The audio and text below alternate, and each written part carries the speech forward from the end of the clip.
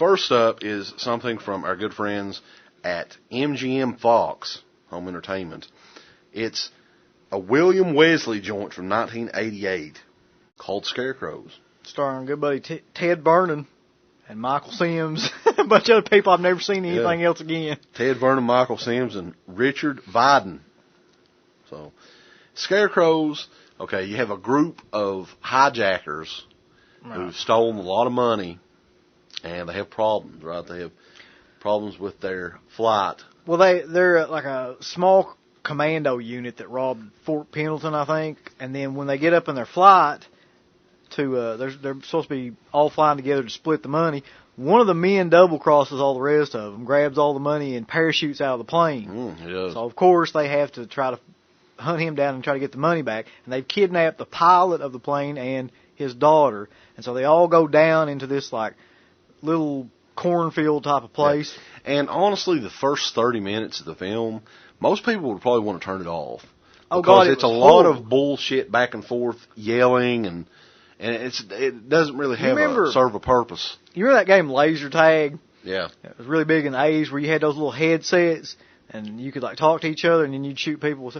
That's what the first 3 minutes of that film was like. All you hear is there's no dialogue between characters. You just hear they're out searching around and you hear them talking to each other through those, headsets that most people wear in the military and stuff. And that's it. And it gets really annoying after the first 10 minutes of that. Yeah, so anyway, after all that bullshit's over with, the crew from the plane and the people that they've kidnapped are all at this deserted farmhouse and farm area. And they wonder why no one is there. It's completely deserted. There's nothing but, cornfields and these scarecrows. Yep.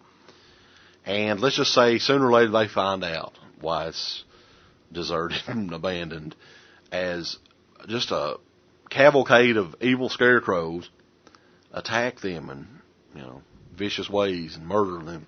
And it's, at essence, a zombie movie, but with scarecrows. It's like Night of the Living Dead, but with scarecrows, as Bruno Mattei. Yeah, he put that so succinctly. So. Yeah, like once you get to the mid half of the film, it really starts to pick up. Like the first half, nothing's going on really. It's just completely boring, and they're just talking to each other. And I basically turned it off, and then had to go back and rewatch the second half. Yeah. But the second half is like a regular slash and stalk type of film. Really, they're all trying to figure out a way to get out of the farmhouse and run around and find the money and collect it without being killed by the scarecrows. And actually, it's a pretty brutally violent film. Right. The special effects are pretty good, and the scarecrows are pretty vicious. Yeah. And see, I thought in certain areas it was very similar to Dawn of the Dead, especially towards the end too. It just reminded me a lot of Dawn of the Dead, Night of the Living Dead. Really, I think it would be more known if it had zombies in it rather than the scarecrows. People would, there's more of a love for the zombie genre for some reason. Yeah. So it's got a very dark element to it too, and a lot of dark humor in it. Like when he finds the guy's severed head of one of his friends in the refrigerator, and it starts talking to him and stuff, and it says stuff like, "How are we going to go to Mexico now? We're dead." Yeah. It starts saying all that stuff to him, and it's just it's a fucking bizarre movie overall. Yeah, I think that it would have been, if it would have had some more lighter moments to it, maybe people would, more comedy and stuff like that. It's just completely serious, believe it or not. If you can take a premise like that seriously, it is as serious as that gets. Yeah. The actors and stuff are dead on. They're serious throughout the whole movie. But I want to talk about this DVD because the DVD pretty much has zero extras.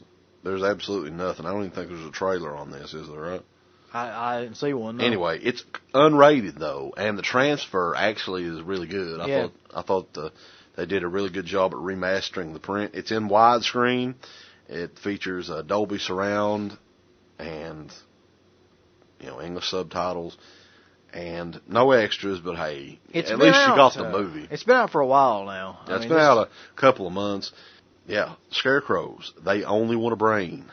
Yours. That's a hell of a tagline.